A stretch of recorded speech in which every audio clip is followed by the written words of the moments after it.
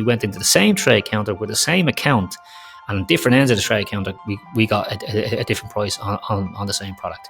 So, I mean, what chance have you got as a company, unless you've got someone physically sitting looking at every invoice and checking every single product code, which no one has the time to do?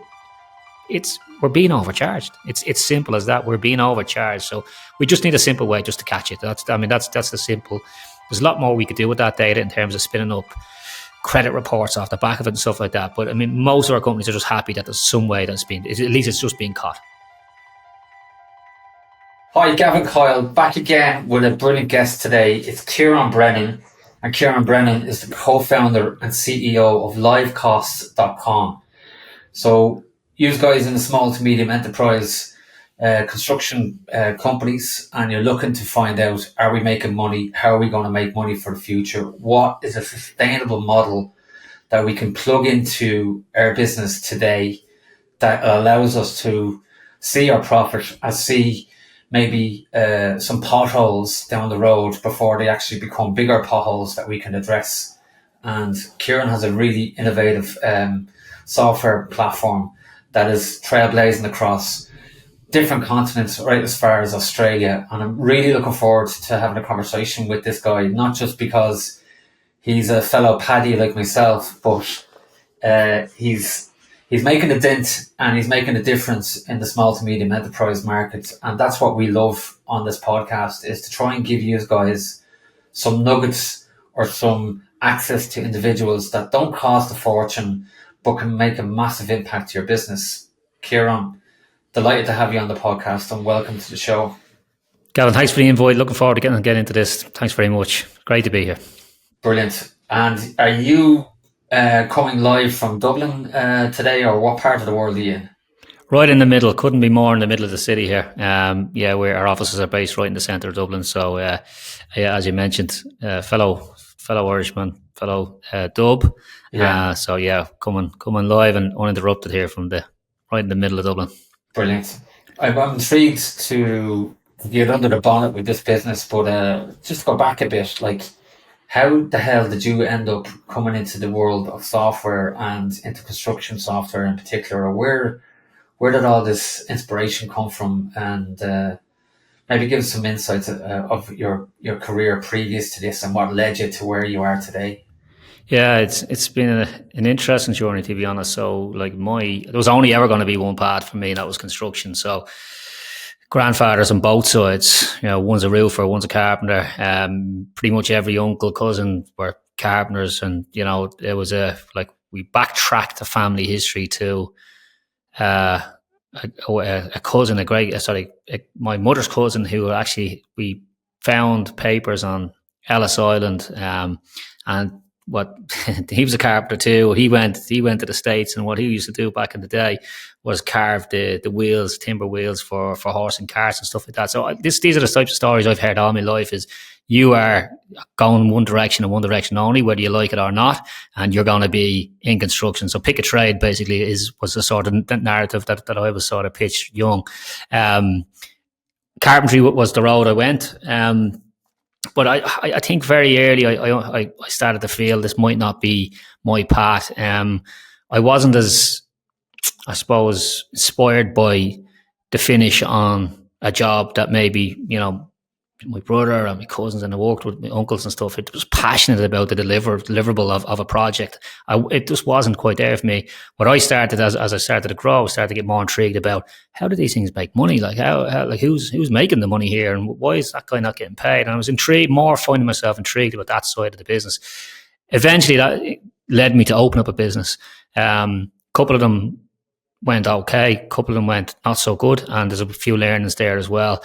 But in the last one we've done, myself and my brother, who's also involved in LiveCost with me as well, we started to play with technology a little bit to say, listen, there's a lot of chaos goes on here in terms of cost management. Like, we're a small to medium-sized company.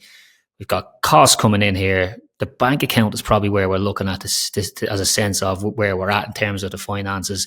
Profitability per project is so difficult for us to get to. Why don't we try and fix this ourselves? It doesn't look like there's anything off the shelf here.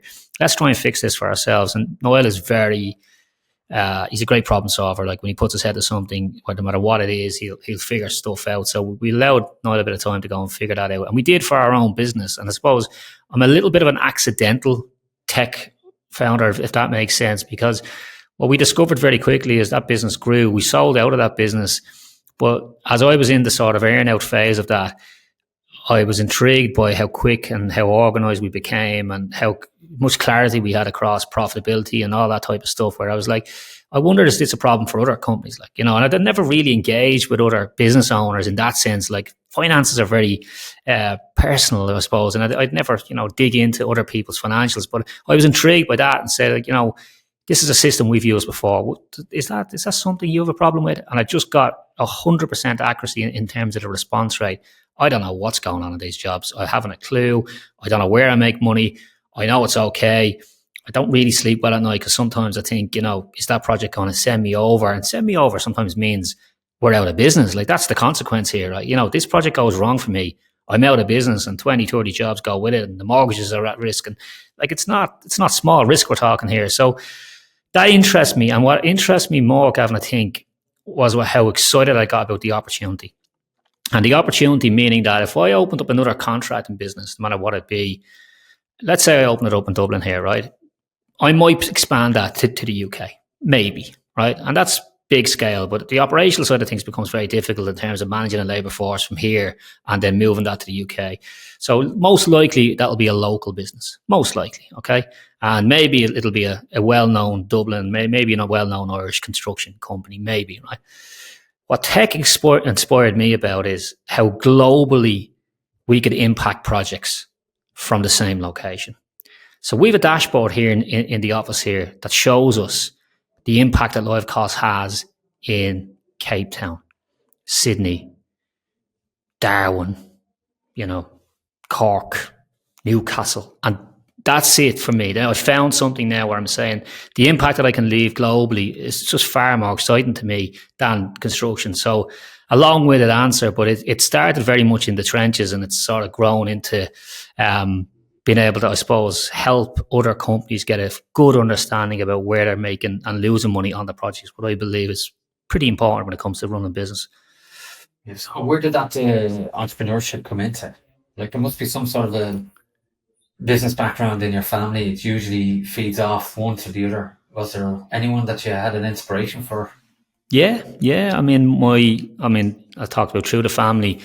A lot of those uncles would be running successful construction companies. So at one stage you'd be working for them. You'd always get a look at how they're operating. Some of them have done very well. One uncle in particular specialized in the design, manufacture, and fitting of Irish pubs, and has brought that global, right? So he's fitted out pubs in New York, Dubai, massively successful. So that's in the family. From a younger generation, my mother and father ran a business for a while, so I watched them sort of, running businesses. So I think that was always there. I think that's sort of part of the DNA. I think I was always going to go that road. It was just what angle I was going to take on it.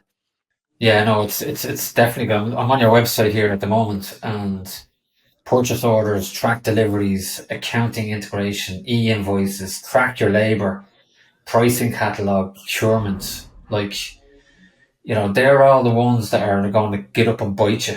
Do you have a sort of a risk radar model that was built around, or do you think you've more features to add in the future, or where are you at with that sort of modeling out?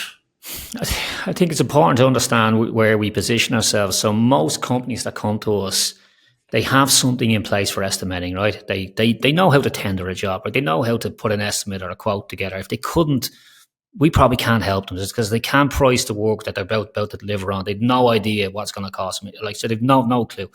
So they generally have that system in place. Otherwise, as I said, they'd probably be out of business by the time they get to us anyway. So that's estimating / quoting. That's okay. We're happy enough with that. And we've also gone out to the market, and our accountant maybe has suggested that we should use something on the account side. Sometimes it's, if you think about the top products like Sage and Xero and QuickBooks and these types of guys.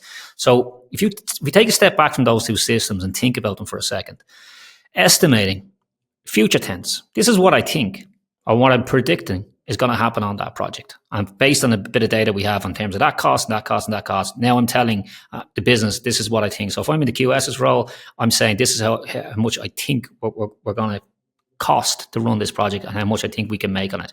All future tense, right? The estimate or the accounts package, on the other hand, a lot of the time we're holding a post-mortem, right? So we're sitting now looking back in time saying, well, this is what happened on the project. And the vast majority of companies that come to us have no way of connecting those two systems together to understand what's happening today on a project. So where is this project? Are we on course? Are we losing money? Are we winning money? Where are we at risk?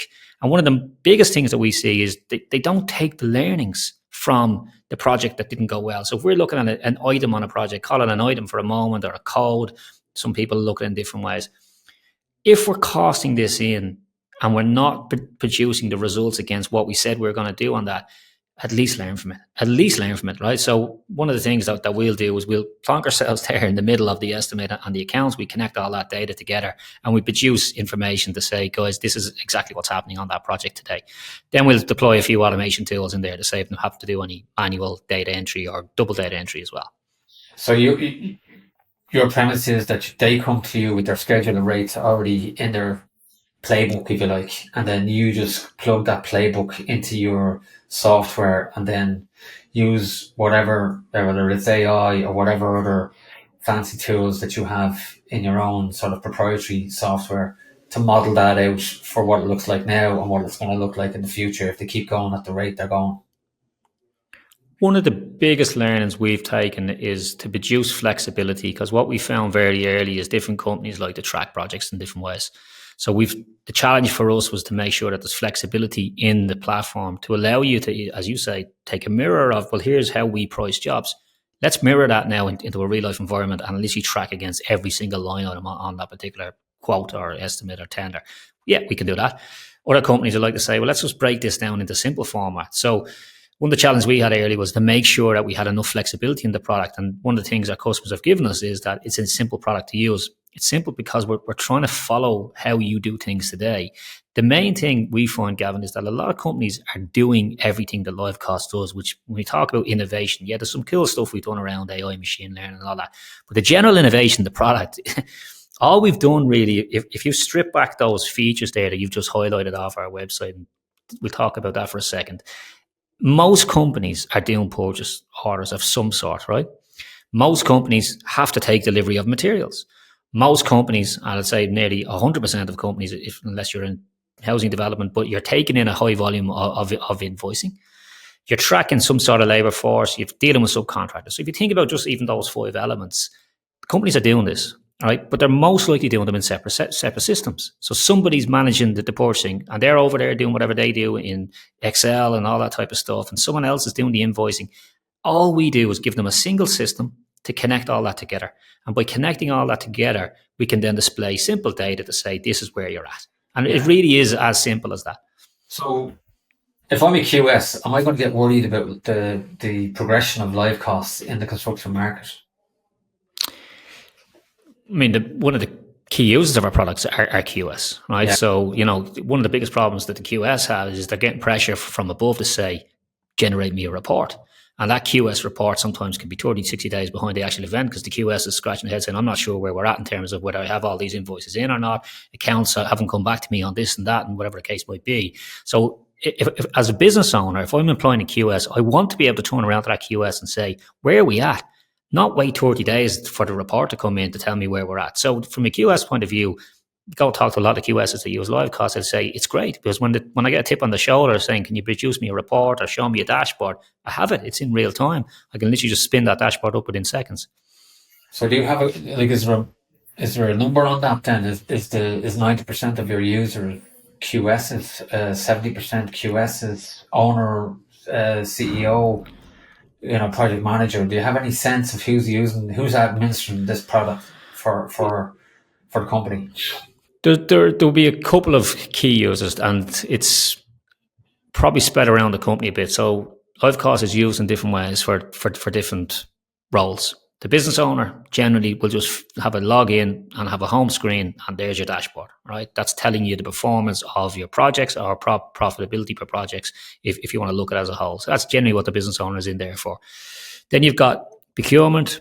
Obviously, one of the key things we do is we scan invoices, right? So scanning invoices means that we can track material data. So anyone in procurement will be in there looking at, okay, where's the fluctuation of material costs? Where's my best buy price? All that information's in LiveCost. So they're looking at it from that aspect. And then we have a key accounts payable piece whereby we scan invoices through LiveCost to eliminate any data entry, reconciliation of purchase orders, deliveries, all that type of stuff that the accounts payable team are generally doing manually. So they're in there trying to save themselves time just on that particular task. So different people in the company have different uses for LiveCost, if that makes sense. Yeah. Yeah, no, that totally makes sense. And like it's a very easy to use website. Like, as I said, I'm on it here at the moment, and it's very easy to get around. And the fact that it's connecting to Sage and QuickBooks, back to your logic of, the account package is not talking to the tactical team, if you like, and you're sort of filling that void in the middle. Give us a sense of where the company has grown then in the last couple of years, because I know it's a very exciting story from grassroots to where you are. Yeah, so we launched just into COVID actually, which was interesting. So, any plans we had, like how we were going to launch the company, are pretty much tore up in year one. So that was a bit of a struggle. Like, it took us a little bit of time just to figure out how we're now going to sell this. But in hindsight, it was one of the best things that happened to us, because just those few months coming up to COVID, like any sale we done to a company was in traditional construction sense, i.e., yeah, Ciaran, let's come in and have a chat with us. Friday afternoon works. Brilliant. Okay, now I'm in the car, driving to places, trying to sit down with companies. If COVID happens and then suddenly everyone's online, and suddenly I'm now able to have 4 of those meetings a day. Okay, so from an efficiency point perspective, it was great for us in terms of then we could start to accelerate once the market accepted that doing or buying software online is absolutely okay, because like the industry wasn't there just yet. I have to say, like pre-COVID, it wasn't quite there. There was still very much, but we still want to know you, trust you before we buy that piece of kit off you. So you're going to have to make a time to come and see us. But that changed that. So that helped us a lot. It was a key point, I would say, in helping us actually grow. Because what we done straight away is once we sensed that, is we just opened the UK up straight away. Okay, so we just went straight for that. Like, so our plans were probably grow the Irish market a little bit, get a sense for product to market fit, and then maybe look at the UK. But once we felt, hang on, companies are happy. If we can show them we can solve their problem, they don't really care if we see them. And now they're much more adaptable to online. So that really helped us get off the ground. So it's fast forward, where are we now? 5 years on, we have nailed probably three of the probably best investors that we could have looked for. So the UK's largest prop tech investor, their venture capitalist out of London called Pi Labs, have come in and backed us. The Nemetschek Group, who own flagship construction software like Bluebeam, as well as many others, they're a backer of us. And then Enterprise Ireland, who are essentially part of the Irish government, have come in and backed us as well. And that's great for scaling. So we've managed to push the product now into the UK, of course, Australia, New Zealand, and South Africa, of all places, which organically grew for us, which we didn't actually no intentions of pushing into South Africa. That's just a market that grew for us organically, and that's been interesting for us. So Australia being interesting, but experience down there. My co-founder Noel, and he's also my brother Noel, has gone and said, listen, I'm going to go and have a go at opening up Australia. So he's down on the ground there as we speak, trying to sort of push that market for us as well. So in terms of challenges, your challenge is obviously going to be the growth of the business, the scale of the business, the management of the business, the recruitment of top quality people, the containment of, risk and scale at the same time. Surely you have that modeled out for the next 5 years, or what's the big grand plan? Is it to, keep going until somebody says, here's the check. Good boy. Yeah. Thanks very much, Ciaran. I know that's a kind of, ultimate scenario, but, where do you see yourself in 5 years' time? I honestly, we're pretty tight knit into the startup scene. Like we're pretty where we operate from here. some of the Irish top and European top technology companies are here. We're under the same roof where we are. What's nice about that is we get to connect with other people in other industries as well, which is always interesting. They're on the same journey as you. And one of the things that I've taken over the last 5 years is that no one has it figured out. Nobody has this roadmap figured out. And we actually had, John Collison in here, one of the founders of Stripe, only a couple of weeks ago, and we got to, sit down and hear a bit more about their story. One of the most successful companies of all time, never mind like Irish companies, but one of the most successful companies of all time. So they described their journey, and they're worth billions now. But you would think that they have it figured out. And one of the things that I took away from that talk was they still don't have it figured out, and he still doesn't feel like he has this figured out. He's still on a journey. So that gives you great comfort to say you don't have to have it all figured out, right? So we generally don't look past the next milestone. And the next milestone for us is obviously getting good established ground in the UK, better presence in the UK, and open up Australia. And that's what we focus on. That's it. I mean, I don't go much further than saying in 5 years' time, are we going to be broke into the US? I plan to be, but I'm looking very focused on the next milestone. So we take this in chunks of 18 months at a time, and we laser focus on what the next 18 months looks like. And that's it. We don't look past that. Brilliant. Yeah. Like the other thing that obviously there's a sort of a general consensus that if you get past the first 5 years, well, then you're kind of like you're in a safer zone in terms of surviving. And then the other milestone people look at is, well, if you're up to the 10 years, then you start to look at maturity, and you become more relaxed in terms of your risk appetite and where you're going next and stuff like that. Like, it's a very exciting model that you've built, but it is very crowded also, with a lot of big players, a lot of sharks in the water, Ciaran. And I suppose that's where I was going with this, is that eventually you're going to start maybe eating into their lunch. But I know that you were smart enough to look at just the small to medium enterprise market and not go for the tier ones. Yeah. And I think that was a very smart move, like from a point of view of just going under the radar for the time being.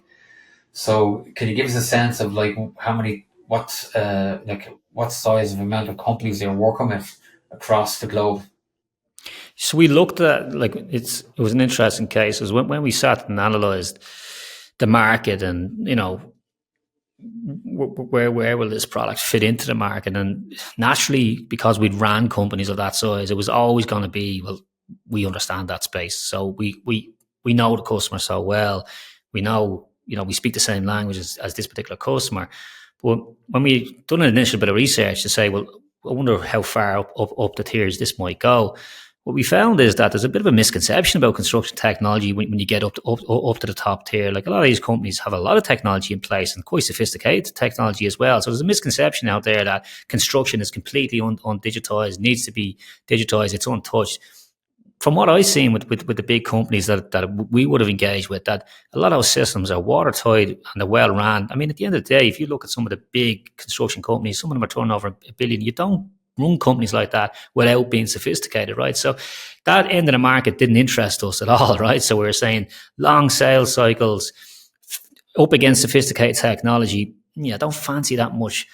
Where can we fit in? We can fit in with people that we know quite well. We speak their language, and we know there's a problem. So we decided that was the way that we would go. So we, as you say, we're going to stay away from the sort of sharks at the top end of the market. A lot of them have been around for 20 years. If you think about the big players, the Coins and the Procores of these world. The other thing that we wanted to do as well, Gavin, was to focus on one thing and one thing only. So there's a lot of platforms out there that do everything, right? They do get your project management, to get your scheduling, some safety. All of that is wrapped up. And you know what? There's a place for that in the market, right? No question. But what we couldn't see is, well, if I just want to do cost, right? I've got an interest in just making sure that I'm making money, and I'm not interested in the scheduling, the project management. We do all that separately in Excel or whatever the case may be. What's out there for me? So I use an accounts product, and I want something to just plug into that accounts product. What's on the market for me? So we decided, and it's difficult because sometimes when you're early stage as well, companies will say to you, well, can I not have project management in here? And there's a temptation to say we should build that. The customers are screaming for it. We should definitely build that, and we can upsell then into. But we had to be very disciplined, And this is where it comes back to having a clear vision, being on a mission, and it makes these decisions much easier to say, we're going to draw parallels between cost. We're going to do cost only, and we're going to be best in class at cost. And if we get pulled into scheduling and all that stuff, we're going to say no. We're just going to say, no, we're the cost management platform. That's all we do. And our place in the market is that, well, if you've got an estimating system, you're happy enough with that. You've got your account system. You're happy enough with that. You don't want all the other stuff that's going on. You've got something for that. You just want to connect that together. That's our place in the market. And luckily, it's worked for us. Love it. I absolutely love it. I've seen so many, and I've made mistakes myself in the past where I've got dragged into areas that I would have a knowledge about, but it wasn't the core value or mission of the business, and it becomes a distraction. And then you start having language being imported into your company that is foreign language, because you're not dealing with that same language every day. And I'm not talking about Spanish and Italian. I'm talking about the language of scheduling, the language of safety, or whatever else. And now you're having to have a directory of language being imported into your business, which is just going to confuse everybody and take them off point. Yeah. So massive kudos to you on that. It's difficult. Like, I'm big on messaging. I'm big on messaging to the people that work with us, and I'm big on messaging to customers as well. It's like, so if you're in any way associated with our company, if you're a customer, if you're a user, I think there's over 1,000 users on the platform at the moment. If you're anything to do with us, you're going to know one thing: these guys just do cost. That's it. The cost. They're all about cost. And it keeps that message very, very simple, that if that's what you're looking for, well, then you probably want to come over and have a little chat with us, have a look at what we're doing. If you're looking for other stuff, we'll very, very, very quickly close that conversation down and say, guys, there's systems out there which we'll recommend to you, by the way. Go and have a look at that. No problem. But that ain't us. That ain't us, yeah. Like, I was having a little bit of a smile earlier on because myself and my wife have the properties that we invest and we renovate and do up and stuff like that. And we used a really good estimating company in the last year or two, because we felt that when we were doing it direct labor ourselves and taking on a lot of that stuff, and then, coming up with our own budgets and stuff like that. So we said, look, go down the estimating route. I have to say, game changer in terms of, schedule rates. There's the budget. The budget is the budget. Do you want us to go out to market with that particular sum? And if so, we have some companies that can actually fit into that sort of sum that have come back in and around the total price. So first contract to be done with that model, amazing. Walked away from all the risk and all the hassle ourselves, and the company basically just took the keys of the house office or whatever else, and we didn't hear from them. It was just getting done. All right, there was decisions to be made here and there. But we had a smaller project recently, and we used the QS process again. And I would say 90% of the guys, the builders that were contacted to price the job, as soon as they've seen the level of detail on the bill of quantities, they either didn't reply or said that they couldn't do the job, or that they didn't know how to price the job. And I'm talking about, like, this, as you know, our podcast is for small to medium enterprise construction companies. I'm talking about small to medium enterprise construction companies. As soon as you put a bit of formality or structure together, that some people are just not ready for that, and they prefer to have the old route of per square foot. It's probably around that, and I'll put on about another margin of that. And sure, once I get foot in the door, I'll probably get another bit of work anyway, and there'll be variations and add-ons and so on and so forth. Holy Mother of God, are we still at that stage? And are you still talking to companies that are kind of saying, no, we just do it ourselves? Or have you any sense of, I think there's a tier still that have not, you mentioned earlier on about the fact that, at the top level, people say that we're not innovating. We are innovating. You're 100% right. A lot of the top companies have massive innovations in progress. But I have to say that, there's a strong sense that I have that there's a large part of the market that still has not said, let's embrace this, because we can't keep going with this old model of suck it and see. Yeah, I mean, for us, generally speaking, like if I was to draw you the persona of somebody that generally comes to LiveCost, it's probably generally not someone that's old school, and it's probably generally that's someone that's thinking forward. Because if a company comes to us, and it happens, if a company comes to us and we ask a question initially saying, what other software have you got in the business, and the answer is nothing, it's a big red flag for us. It's a big red flag, because now we're suddenly not selling LiveCost, we're selling the concept that technology is a good idea.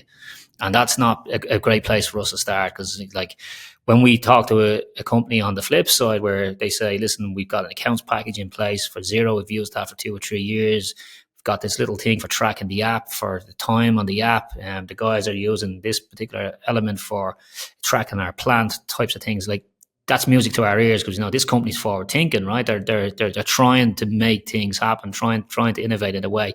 It's easy for us. We just okay, let's connect all this together so we can make sense out of it. So I suppose from our perspective, generally speaking, we only work with companies that are sort of forward thinking, have already got something in place. So they've already made the first move. A lot of companies, when they come to us, if this is our first step into software, it's generally a bad idea for us, because it's hard work. We've got to convince them about software, implementation of software, and onboarding is foreign to them, and all that type of stuff. It just becomes a real challenge for us to get that company on board. Yeah, like I'm kind of getting the sense that there's a 5 million turnover figure, or in and around the 5 million turnover figure, that conversation starts to become more mature.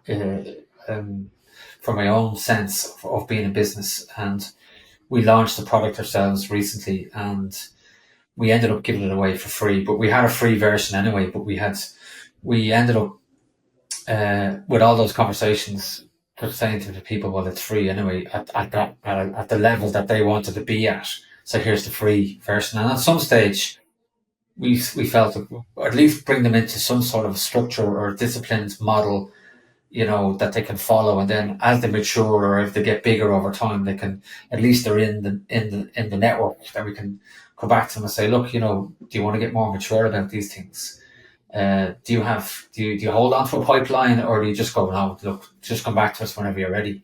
Yeah, no, we do. We'd have companies that would reach out to us, and like projects would be a great example of that. Listen, we're working on a big project. We don't want to disrupt how that project is running financially at the moment, but we know something didn't work quite well or didn't go to plan. The next project, we're going to change things up. So, that would mean we have to wait 6 months before we'd engage. Obviously, that would go towards pipeline. We have built, in an ideal world, it's great for us to sit down on a greenfield project and say, right, what's the plan here, guys? Which way are we going to structure this? Who are we tracking? Who needs access at what permission level? That's great. But honestly, 99% of people will come to us 30-50% way through a project and say, I'm not quite sure this is going to plan. I've got some good feelings that things ain't going well, and I need some help in getting this up to plan. And that's usually where we have to come in, where we have to go back retrospectively now, bring the project up to where we are today, and then track it to the end. So at least we can get comfort in that. So most of the times, I would say, vast majority of the times, it's the latter one, where they're coming in and saying, yeah, probably 30, 50, 60% through the project. That's where we need help, right? When we need some help with this.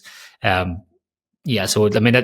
which we enjoy. Our training and implementation team love those types of case studies where we know that we can produce some value straight away then, right? Because they don't know where they are on this project. They're worried about it. We can sense that from meeting number one. There's some real concerns here, and within a week we can bring back some clarity to that. We can we just call it turn on the lights. So that project's in the dark at the moment. All right, well, watch this. We just connect this together here. Bang, on goes the lights of the project. You guys can see what's happening. At least that way we can deal with problems early, rather than the idea of just keeping them projects running. That frightens the life of me. I can't understand how anyone, if there's a sense that the project's not going well, we just keep going. Yeah. Digging a hole, literally.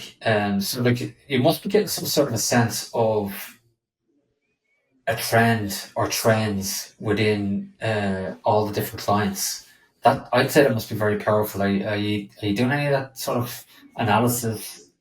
And then you probably could turn that back into workshops or back into more education and stuff like that. Have we looked at that? Or we give the companies themselves the ability to do their own analysis. So one of the things that's very unique to LiveCost is that no one likes to get overcharged for materials. Nobody. Okay. I mean, if you're a little project there that you're renovating, if you're buying slabs for the wall there, and those slabs cost you whatever it was, 12 quid on the first round, you don't want to pay 15 quid next week, right? You don't want to pay 18 quid next week, even on those small projects. If you think about that at scale, no one likes getting overcharged for something that they know they can buy and they have an agreed rate. And especially when you're putting maybe £1 million a year through a supplier, you certainly don't want to be overcharged. So we looked at that problem and we said, well, how could we help fix that, right? How could we help do that? And what we done was we looked at this is only one source of truth for that, and that's the invoice. It's the only source of truth, right? Because that's the facts, right? The facts are what have been invoiced. So we said, right, it's got to come from the invoice. So what we've done is we've looked at all the invoices that come through the company. So rather than processing them manually, we'll scan them straight through LiveCost. And while we're scanning them, we'll use a piece of machine learning to extract all the data. And what the machine learning module does is our tech team have built an algorithm on top of that. And it sounds technical, but what it is just a simple problem. It just looks at the product code, it looks at the cost, and it gives you the data.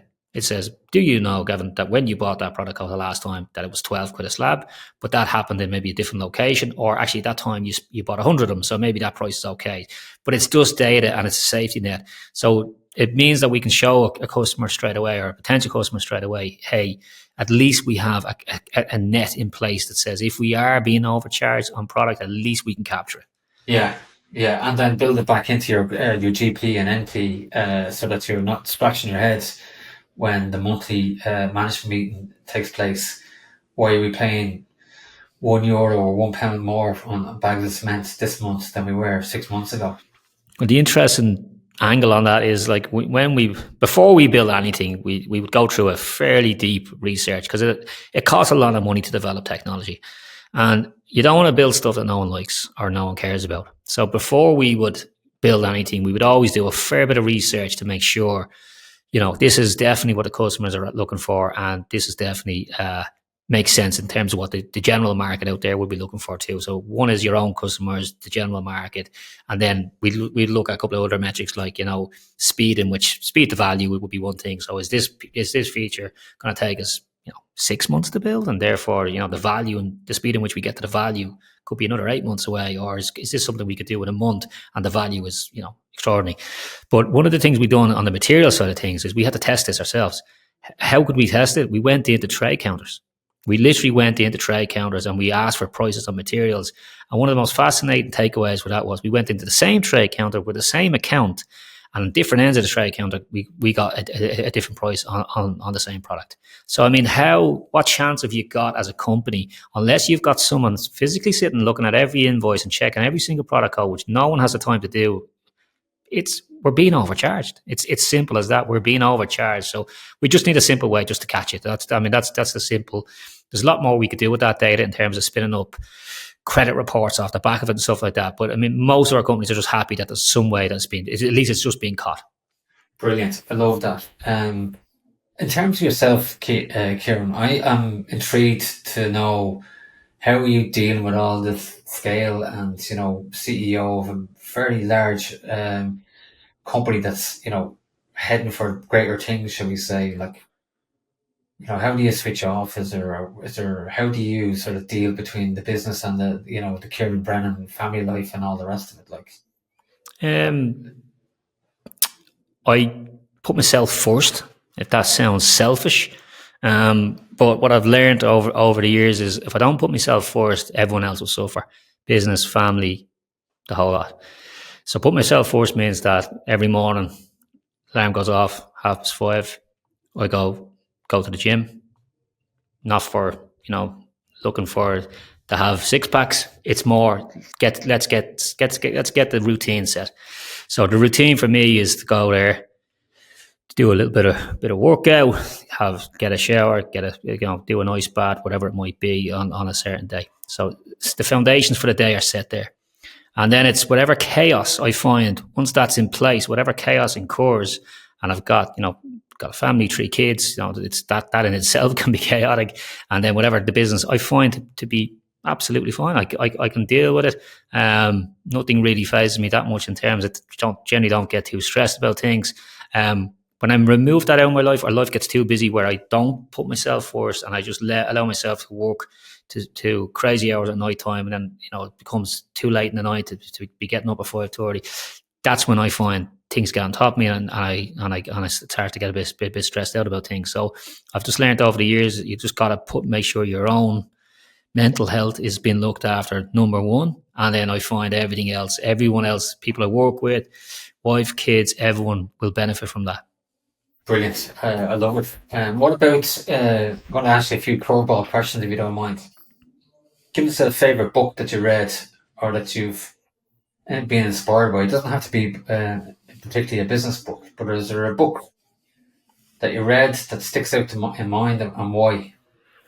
Not a huge reader of books, right? I'm more into, like, audio books were a great thing for me.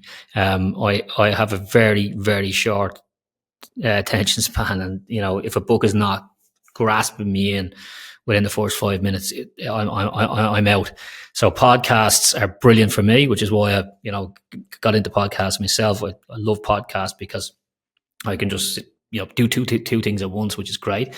So not huge on books. Have read a few. Generally speaking, my inspiration comes, I'm a huge sports fan, massive in sports, and generally speaking, I always try and draw parallels between people that have achieved greatness in sports and how that relates in business. So I'd always be looking at the greats, the great teams, what was different, and I'd be always looking at the leaders in those teams, whether it be captains or leaders, the senior leaders in the team. But what was different about them? I try and study as much as I can. The great managers, what was different about them? So I grab a lot of inspiration from sport. Brilliant. What about knowing what you know now? What would you do different in life? Yeah, it's a great question. Everything. Everything, right? Because start all over again. Because I'm so much more knowledgeable about the whole journey now than I was then. I'd probably change the whole lot, right? I'd probably be able to do it much quicker, much cheaper. Wouldn't have hired those two people. Would have hired that type of profile. Everything, it would be completely different, right? So I think anyone that's answers that question like, I got most of it right. Yeah, it's bullshit, isn't it? Like, what we know now versus where we started, if it's not different, well, you've learned nothing.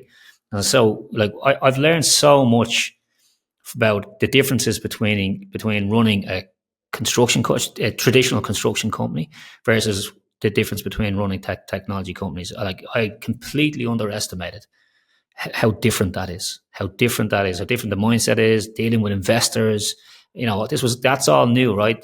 Before, it was a family business. We ran a family business, and the money came in, went two ways. Myself, brother, right? Easy. Now in this environment, you're dealing with large corporates, you're dealing with investors, you're dealing with quarterly reports, board meetings, all that type of stuff. So I would have, if one thing that I'd probably take away is how I completely underestimated the body of work that goes alongside running the business that I probably didn't realize at the time. And that's probably the only thing I'd look to, is maybe educate myself a bit deeper into what was actually involved in that, because I probably went into that a little bit blind now looking back. And do you use mentors, or do you have someone that you can soundboard off? Huge. Yeah, okay. Huge, absolutely huge.